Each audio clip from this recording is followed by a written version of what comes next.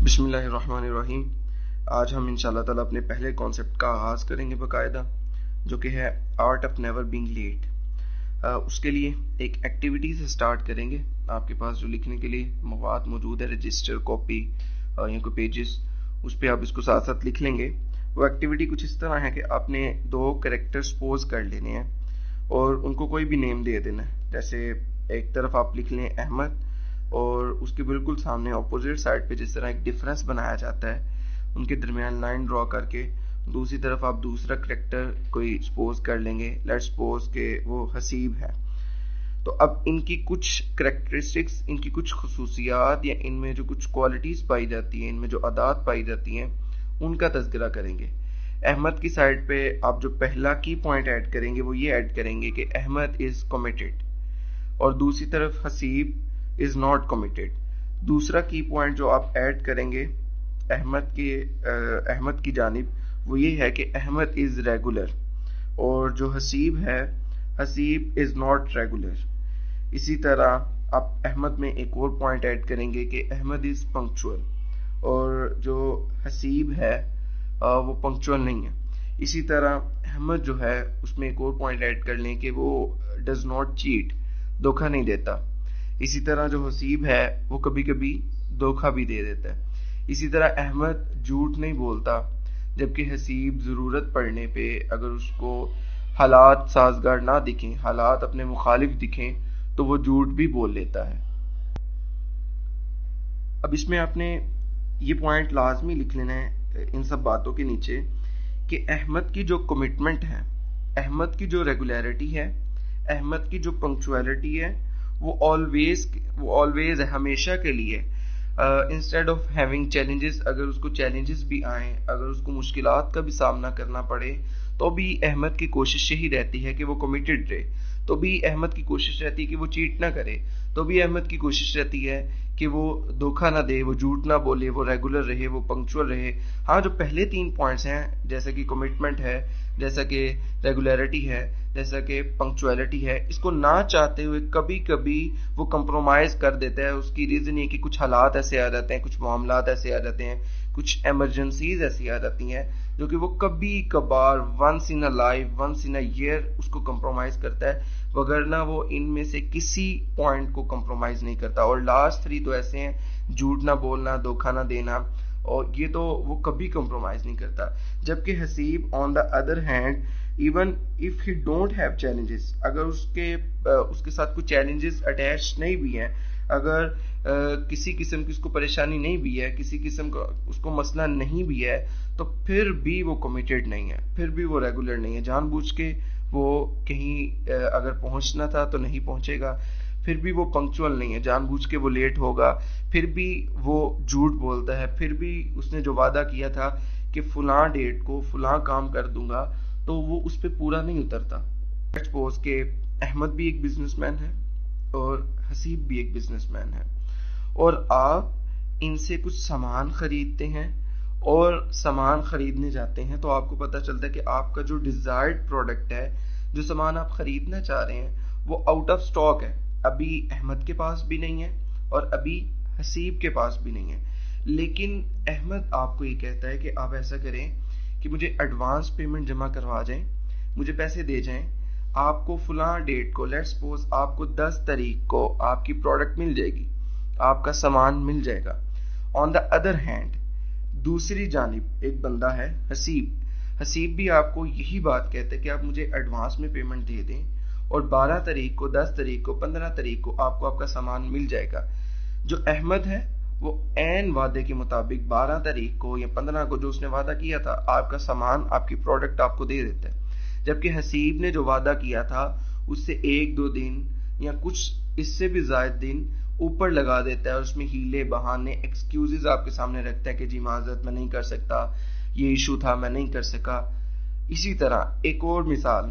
کہ اگر آپ بزنس مین ہیں اور آپ سے کوئی پروڈکٹ احمد لے جاتا ہے اور وہ کمٹمنٹ کرتا ہے کہ میں آپ کو 10 تاریخ کو پیمنٹ کر دوں گا، اور حسیب بھی آپ سے پروڈکٹ لے کے جاتا ہے اور 10 تاریخ کی کمٹمنٹ ہے،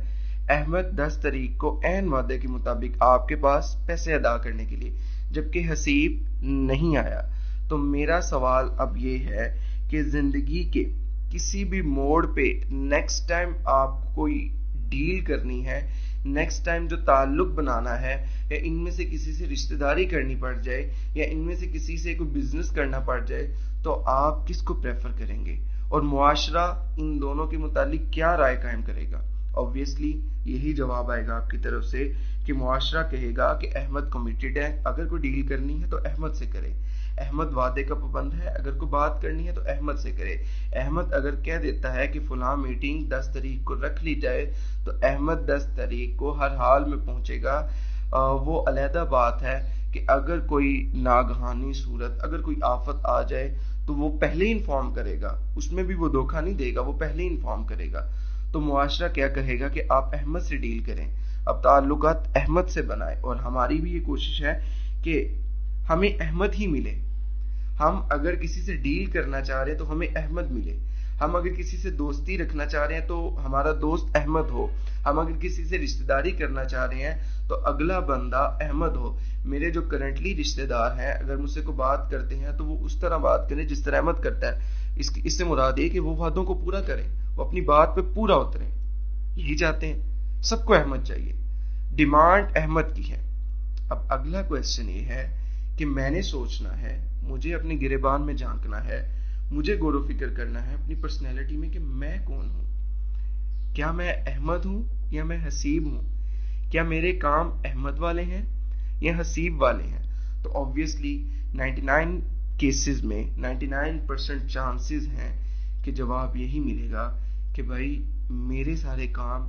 میری ساری ایکٹیویٹیز, میرے سارے افعال تو حسیب والے ہیں, میرے سارے کام حسیب والے, جبکہ میری ڈیمانڈ یہ ہے کہ مجھ سے کوئی بھی کسی قسم کا تعلق قائم کرے تو اس کی ساری کی ساری ایکٹیویٹیز, اس کے سارے کام احمد والے ہوں. ہمیں یہ بدلنے کی ضرورت ہے. اور یہ جو ہمارا پہلا کانسیپٹ ہے art of never being late, انشاءاللہ تعالیٰ اس میں ہم یہی سیکھیں گے کہ ہم احمد کیسے بن سکتے ہیں, ہم اپنی کمٹمنٹس کو, ہم اپنے وعدوں کو, اور جو ہم نے ارادے کی ہم ان کو کیسے پورا کر سکتے ہیں. اس سے پہلے ایک کانسیپٹ آپ کو بتاتا چلوں, ایک اکنامکس کا کانسیپٹ ہے, اکنامکس کا ڈیمانڈ اینڈ سپلائی, کہ جس چیز کی ڈیمانڈ زیادہ ہو اور سپلائی کم ہو, جیسے احمد جیسے لوگوں کی ڈیمانڈ زیادہ ہے, سپلائی کم ہے, تو ریزلٹنٹلی الٹیمیٹلی وہ چیز بہت نایاب ہو جاتی ہے, وہ چیز آپ کو بہت مہنگی ملے گی. اسی طرح اگر آپ احمد بن جاتے ہیں جس کی سپلائی کم ہے, ڈیمانڈ بہت زیادہ سپلائی کم, تو آپ اس چین کا حصہ بن جائیں گے کہ جس میں بہت سے لوگ آپ کو ہائیلی پے کر کے آپ کو رکھنے کے لیے تیار ہیں, ہائیلی پے کر کے آپ کے ساتھ بزنس ڈیل کرنے کے لیے تیار ہیں. پھر ایسے لوگ ہائیلی پیڈ ہوتے ہیں, جس طرح وہ چیز نایاب ہو جاتی ہے اور اس کی قیمت آسمانوں پہ چلی جاتی, اسی طرح آپ کی جو ویلیو ہے, آپ کی جو قیمت ہے وہ بہت زیادہ ہو جائے گی. لوگ کسی بھی قیمت پہ آپ کو کھونے کے لیے تیار نہیں ہوں گے, لوگوں کو ہر حال میں آپ چاہیے. تو ہمیں جو ایکٹیویٹی یہ کرنی ہے art of never being late, ہمیں اس میں یہی سیکھنا ہے کہ ہم احمد کیسے بن سکتے ہیں, ہم اپنی کمٹمنٹس کو پورا کیسے کر سکتے ہیں. اس میں کئی لوگ ایسے ہیں جنہوں نے پریکٹیکلی کر کے بھی دکھایا. صرف ایک ایگزامپل دوں گا اور زیادہ دور نہیں جاؤں گا, یہی 100 ایئرس کی ایگزامپل دوں گا. یہ 100 سال میں, قریب 100 سال میں ایک بندہ تھا جس کا نام تھا حکیم محمد سعید. حکیم محمد سعید صاحب نے آلموسٹ 197 بکس لکھی ہیں, اور اگر اس کے پیجز کاؤنٹ کیے جائیں تو اس کے پیجز 1000 سے بھی بڑھ جاتے ہیں. اس کے ساتھ ساتھ چونکہ حکیم تھے تو جو ان کی پرسکرپشن ہے اس کی تعداد اوور 1 ملین, 1 لاکھ سے زیادہ لوگوں کو انہوں نے ادویات لکھ کے دیں, ادویات ریکمینڈ کی. اور جو 197 بکس ہیں ان کے بارے میں آتا ہے کہ وہ ڈفرینٹ ڈومینز اور ڈفرینٹ ٹاپکس کو کور کرتی تھی. کبھی طب پہ لکھ رہے ہیں, کبھی سوشل ایشوز پہ لکھ رہے ہیں, کبھی اسلام پہ لکھ رہے ہیں. مطلب ایک بندہ ہے, اگر اس کا نالج, اگر اس کی اسٹڈی اسلام کے ریلیٹڈ ہے تو زیادہ سے زیادہ اگر بکس لکھ بھی لیتا ہے, 200 250 300 بکس لکھ بھی لیتا ہے, تو ایک ٹاپک پر لکھے گا,